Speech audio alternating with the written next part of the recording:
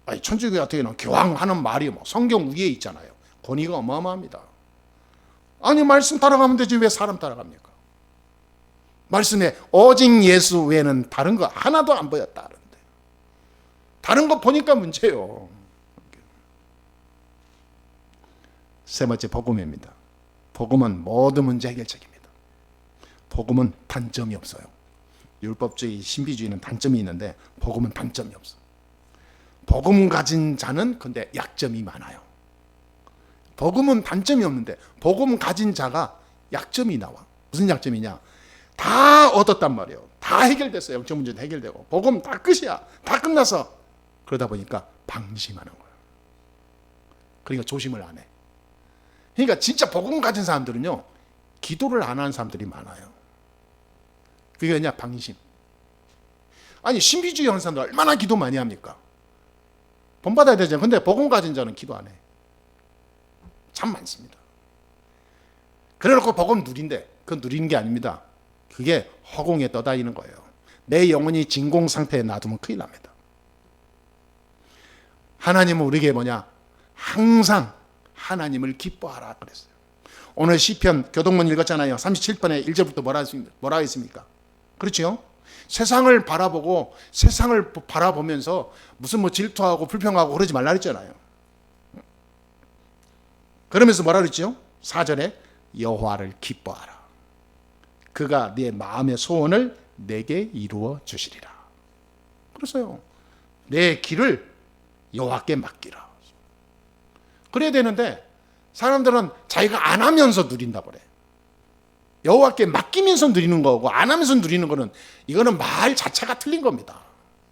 오직 예수 하면서 하나님께 맡기는 겁니다. 그러니까 다른 거에 신경 쓸 일이 없어요. 오늘 보니까 악을 행하는 자들 때문에 불평하지 말며 불의를 행하는 자들을 시기하지 말지어다. 세상을 향해서 너무 거기에 들어가지 말라 그 말이에요. 복음 가진 자의 단점이 있어요. 무슨 단점이죠? 너무 큰 확신으로 오만해버려. 교만해져버려. 너무 큰 확신. 그래서 어떤 사람들은 다 뭐 한마디 하면 자기 10마디에 왜 아는 게 많아가지고. 그러니까 세상 나가서 전도하다 보면요, 이 불신자들이 뭐라냐, 교회 다닌다 그러면 웬만하면 말 안 하려고 그러니까 말 한마디 꺼내면 10마디 100마디 하고 하도 말이 많으니까 말 안 섞으려고 그래요. 복음 가진 자의 단점이 교만한 거예요. 여러분, 저와 여러분들은 진짜 복음 가진 자로서 방심하지 말고 기도에 전념하고 큰 확신 가지고 있지만 교만하지 말아야 됩니다. 항상 겸손해야 돼요. 항상. 복음을 깨닫고 나니까 뭐가 되냐? 회개하고 헌신하고 막 주님 앞에 더 달려갈 수 있는 영적인 이 힘이 솟아나야 되는데 복음을 깨닫고 나니까 회개 헌신 안 해. 회개를 안 해. 회개를 안 하니까 삶이 엉망이야. 삶에 걸어온 발자취가 다 사회 문제. 사람들한테 전혀 빛이 안 돼. 헌신을 안 해. 여러분, 복음 가진 사람들은 헌신을 안 하는 사람 많습니다. 내가 다 무감각한 거 영적으로. 우리는 죽을 때까지 최선을 다해야 되는 겁니다. 천국 가는 그날까지 최선을 다해서 헌신해야 되는 거예요. 주를 위하여. 하나님 우리에게 주신 말씀이 그게 내 얘기가 아니에요. 우리가 뭐 누구를 위해서 헌신합니까? 복음을 위하여. 하나님 나라 위하여. 그렇잖아요. 우리가 적어도 여도 오시기도 했지만 신천지보다 복음 가지고 헌신 더 해야 돼요. 여호와 증인보다 헌신 더 해야 돼요. 그렇잖아요. 아니, 남녀 호랭교교보다 헌신을 더 해야 된다니까. 근데 가장 기본적이고 가장 근본적인데 안 하는 거예요. 안 해. 그게 뭐냐면 방심, 방관, 무감각. 복음이 어마어마 위대한 건데 복음 가지고 있으면서 무감각으로 사니까 다 뺏기는 거예요. 그래서 세 번째 마지막으로요, 그리스도 고백해놓고 이렇게 되니까 베드로가 넘어졌습니다. 다 가지고 있는 베드로가 완전히 넘어졌어요. 그런데 이 베드로의 실수에서 우리가 중요한 걸 가지고 다시 시작할 수 있는 언약을 딱 붙잡게 됩니다. 그게 뭐지요? 베드로가 주님, 여기서 집을 셋을 짓고 모세를 위하여, 엘리야를 위하여, 주를 위하여 셋을 짓고 여기서 삽시다 해버린 거예요. 기가 막힌 거죠. 근데 여기서 우리가 뭘 발견해야 됩니까? 틀린 열심과 연약함은 결국은 나를 무너뜨리게 되는 거예요. 그래서 인생을 길게 봐야 됩니다.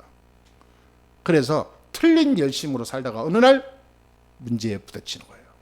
그리고 이 베드로가 여기서 주님의 말씀을 새로 붙잡고 새로 시작했는데 인생이 바뀌는 거예요. 여기서 뭐 했습니까? 진정한 복음과 성령 충만을 깨달은 거죠. 여기서 새 힘을 얻은 거예요. 오직 예수만 남았더라. 여기에서 모든 것을 베드로는 답을 내렸습니다. 오직 예수에 되게. 여기에서 우리가 붙잡고 가야 될 게 있습니다. 문제와 사건은 하나님의 계획을 이루는 기회입니다. 문제와 사건에 혼돈하지 마시고 하나님 계획을 찾으면 돼요. 초대교회가 당한 각종 사건과 환란이 오히려 하나님의 응답을 이루는 과정이 되었어요. 오히려 로마를 복음화하는 길이 됐습니다. 이스라엘에 큰 환란이 오니까 세계 복음화의 길이 된 거예요. 그렇잖아요. 그러니까 이스라엘로 봤을 때는 환란이 고통인데 이 고통으로 말미암아 복음이 세계로 나가게 됐다고 말이에요. 만약에 그런 고통이 안 왔으면 이스라엘이 절대 바깥으로 안 나갑니다. 그러니까 문제와 사건이 문제가 아니고 결국은 복음을 위한 길이 되는 거예요. 왜 그러냐? 복음 때문에 복음을 위해서 살아야 되는데 그렇게 안 사니까 하나님이 치는 거예요. 이렇게. 응? 하나님이 열어버리는 거예요. 하나님이 이끄는 데는 거부할 수 없습니다. 거부할 수 없어요. 하나님 우리를 온몸을 붙잡고 이리저리 대고 가시는데 내가 안 가요 해서 안 가지는 게 아니라니까. 근데 좋은 말 할 때 가야 되는 거예요. 그러니까 끌고 가려면 그 힘들어. 얼마나 피곤합니까?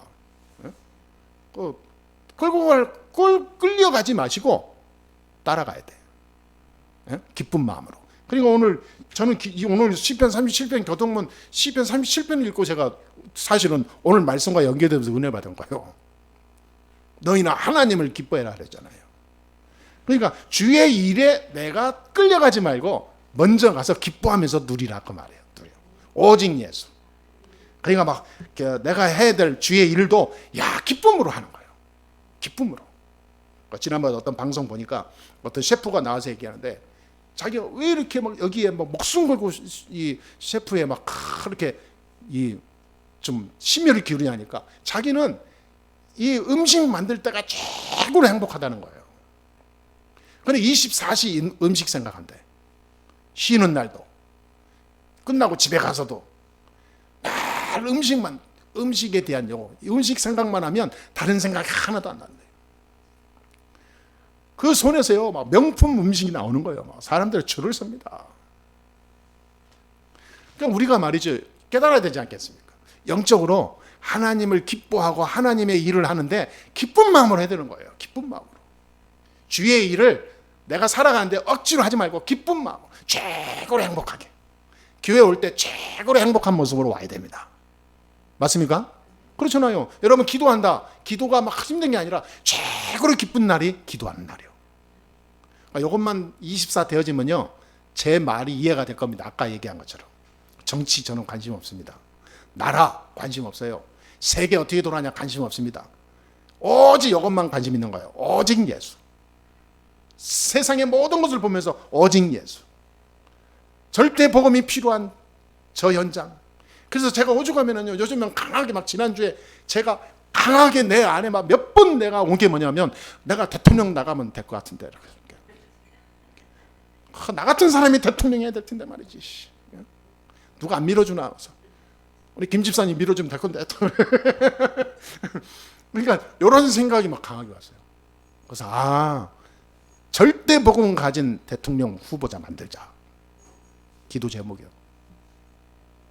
자, 저는 정치에 정말 멋있을 것 같은데 그렇게 싸우면서 하는지 난 이해가 안 가. 그냥 살려주면 될 건데. 그냥 여러분 생각해 보시고 제가 대통령 감으로 맞다 그러면 한번 여러분 빌어주세요. 내년에 예수 사랑교회 당을 하나 만드는 거예요. 참 웃자고 한 얘기지만은 참 마음이 아픕니다. 결론 내리겠습니다. 오직 예수로 24 합시다. 오직 예수. 다른 거 말할 필요도 없고 주장할 필요도 없어요. 오직 예수 하면 됩니다. 그 사람들은 그렇게 다른 거에 관심이 많은지 몰라요. 이때 뭐가 보이는지 아세요? 하나님 계획이 보입니다. 그러면 하나님 응답이 보여요. 그러면 하나님의 나를 통해서 역사하시는 하나님의 미래가 보입니다. 이런 사람은 과거, 현재, 미래를 딱 알고 가기 때문에 항상 여유가 있어요. 그래서 지난주에 어떤 선교사님이 저한테 말씀하신 게, 자기가 한국에 와가지고 전에 만났던 사람들을 그렇게를 만나서 보고 나를 보니까 나보고 그래요. 김 목사가 제일 누리고 행복한 사람 같다는 거예요. 왜 그래요? 그러니까 사람들이 뭔가에 다 그렇게 쫓기고 있고 여유가 없다는 거예요. 근데 김기성 목사는 이상하게 아무것도 없으면서 다 가진 것처럼 여유가 있고 이렇게 매일 즐겁고 행복하게 산대요. 그렇게 보입니까? 그랬더니 그렇다는 거예요. 그래서 내가 너무 기분 좋아서 밥 샀지. 그래서 참 사람들이 이게 말 안 해도 그게 보이는구나. 보여. 여러분 올바른 성령인들을 누리고 세계 5천 종족을 살리는 오력을 여러분 온전히 갖추시게 되기를 주의 이름으로 축원합니다. 오직 예수 24 합시다. 아멘. 기도하겠습니다. 하나님 감사합니다. 오늘도 하나님께 모든 영광을 돌립니다. 우리에게 참 복음을 주신 하나님을 찬양합니다. 혼란스러운 이때에 우리가 복음으로 하나 되게 해 주옵소서. 복음으로 하나님의 계획을 보게 해 주옵소서. 절대 복음 속에 하나님 앞에 설 수 있는 믿음의 시간이 되게 하여 주옵소서. 예수 그리스도의 이름으로 기도합니다. 아멘.